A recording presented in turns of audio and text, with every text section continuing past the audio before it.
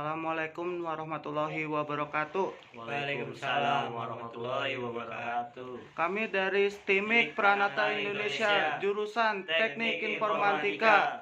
Kami di sini akan menjelaskan materi tentang apa itu knowledge management atau yang biasa kita ketahui dengan manajemen pengetahuan. Baik, sebelumnya perkenalkan, nama saya Prabowo Dilaksono dan di sebelah kanan saya ada Arif Setiawan dan di sebelah kiri saya ada Prabowo Pangestu. Kami bertiga akan menjelaskan materi apa itu knowledge management. Adapun sebagai berikut. Pengertian knowledge management atau manajemen pengetahuan. Knowledge management adalah suatu rangkaian kegiatan yang digunakan oleh organisasi atau perusahaan untuk mengidentifikasi, menciptakan, menjelaskan, dan mendistribusikan pengetahuan untuk digunakan kembali, diketahui, dipelajari di dalam suatu organisasi.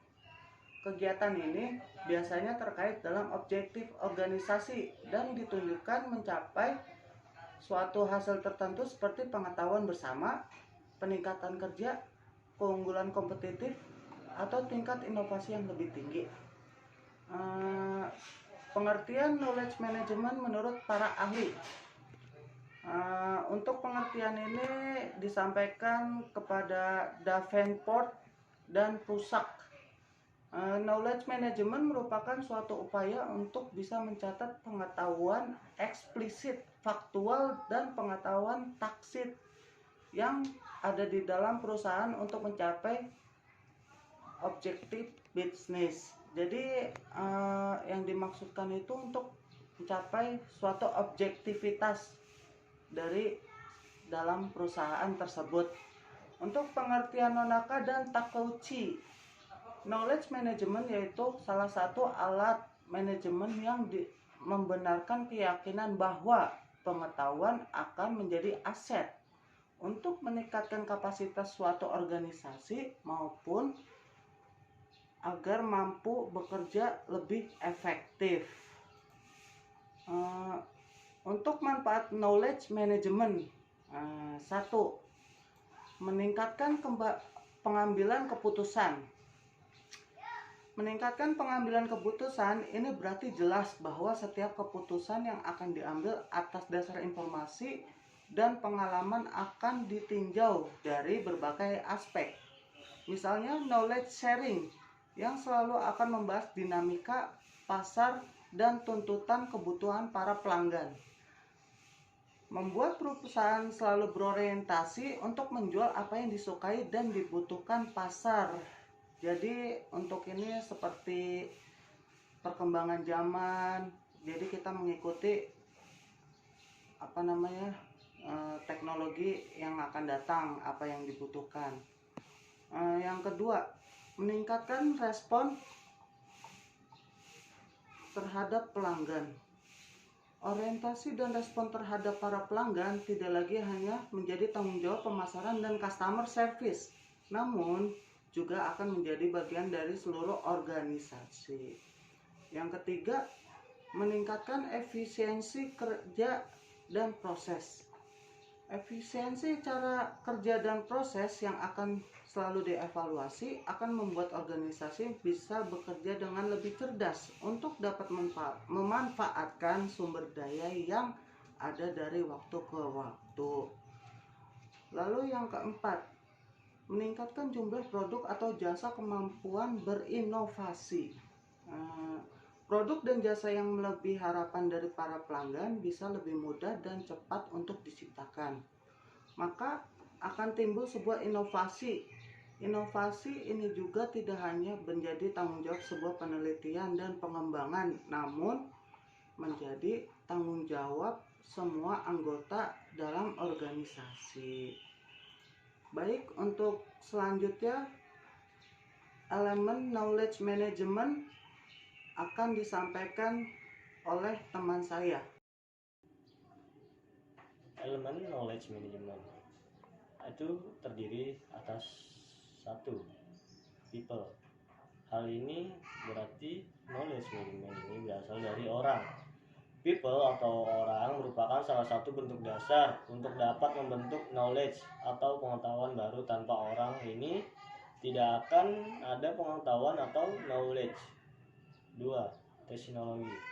Hal ini merupakan sebuah infrastruktur teknologi yang standar, konsisten, dan bisa diandalkan dalam hal mendukung alat perusahaan. 3. Proses. Hal ini yang terdiri atas menangkap, menyaring, mengesahkan, mentransformasikan, dan dapat menyebarkan pengetahuan ke seluruh perusahaan dilengkapi dengan menjalankan sebuah prosedur dan proses tertentu. Kategori knowledge management. 1. Tacit knowledge. Tacit knowledge, pada dasarnya tacit knowledge ini bersifat personal, dikembangkan melalui pengalaman yang sulit diformulasikan dan dikomunikasikan.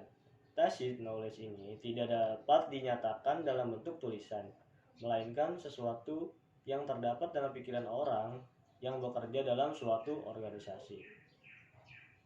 Polanyi 1966 menjabarkan secara umum tacit knowledge ini sebagai berikut. Pemahaman dan aplikasi pada pikiran bawah sadar. Susah untuk diucapkan, berkembang dari sebuah kejadian langsung dan pengalaman, berbagi pengetahuan melalui sebuah percakapan. Berdasarkan pengertiannya, maka tacit knowledge ini dapat dikategorikan sebagai personal knowledge atau pengetahuan individu. Explicit knowledge. Explicit knowledge ini bersifat formal dan sistematis yang mudah dikomunikasikan dan berbagi. Menurut Polanyi 1966, pada saat tacit knowledge bisa juga dikontrol dalam pikiran seseorang. Explicit knowledge justru harus bergantung pada suatu pemahaman dan aplikasi cara tacit. Jadi semua pengetahuan tersebut berakar pada tacit knowledge. Secara umum, explicit knowledge dijabarkan sebagai berikut. Dapat diucapkan secara tepat dan juga resmi, mudah disusun, didokumentasikan, dipindahkan, dibagi, dan juga dikomunikasikan. Penerapannya jauh lebih mudah karena pengetahuan yang diperoleh dalam bentuk tulisan atau pernyataan yang akan didokumentasikan sehingga setiap karyawan dapat mempelajarinya. Baik, selanjutnya saya akan menjelaskan tujuan dan keuntungan knowledge management. Tujuan knowledge management. 1. Penghematan waktu dan biaya.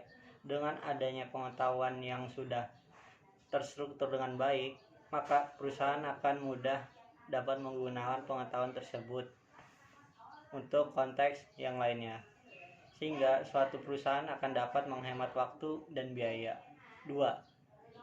Peningkatan aset dan pengetahuan. Sumber pengetahuan yang akan diberikan kemudahan kepada setiap karyawan untuk manfaatnya, sehingga proses pemanfaatan pengetahuan di lingkungan perusahaan ini akan meningkat. Yang akhirnya proses kreativitas dan inovasi akan terdorong lebih luas dan setiap karyawan dapat meningkatkan kompetensinya. Ketiga, kemampuan beradaptasi. Perusahaan dapat dengan mudah beradaptasi perubahan lingkungan bisnis yang terjadi dalam jangka panjang dan pendek. 4. Peningkatan produktivitas. Pengetahuan yang sudah ada dan juga dapat digunakan ulang untuk sebuah proses atau produk yang akan dikembangkan, sehingga suatu produktivitas dari perusahaan akan meningkat. Keuntungan knowledge management.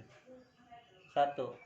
Memiliki nilai sebagai alat manajemen atau juga saluran komunikasi dengan staf dan administrator.